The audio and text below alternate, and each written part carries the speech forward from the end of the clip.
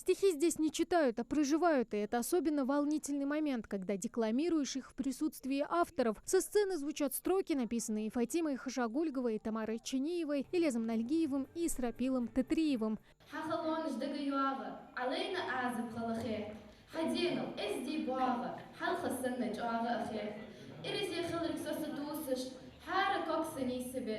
Поэтический диалог – настоящий подарок для самых юных почитателей их таланта. Пропустить его школьники просто не могли. Желающих услышать и продекламировать ингушскую поэзию даже больше, чем предполагалось. از بيت جوا خسخت سون نان خيت يا نان زميل خخي جا ميل دولج ده حمد بيت عيق إدواغج ده стихотворение جوا أت عميلر سون.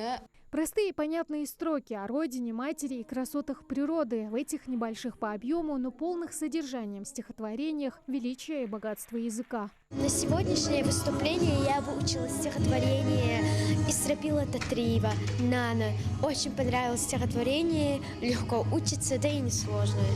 Когда я читала стихотворение, было такое чувство, будто эти строки сочинила я. Настолько они мне зашли в сердце, мне очень понравилось это стихотворение, аж что даже слов нет.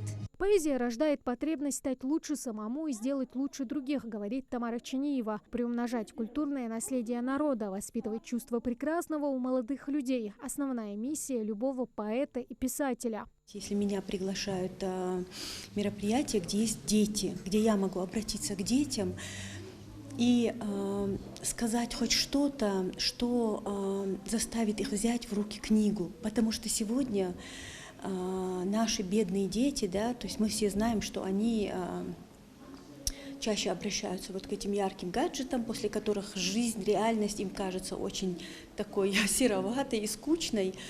И многие из них даже не знают, какие эмоции и впечатления им может подарить живая книга.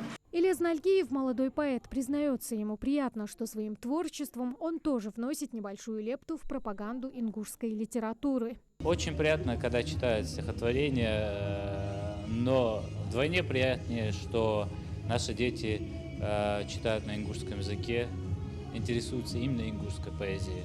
Я думаю, что пока дети будут читать, наш язык не пропадет, и он будет жить очень долго. Познакомить с творчеством поэтов как можно больше людей и через их произведения нести ингушскую литературу в массы – основная цель вечера поэзии.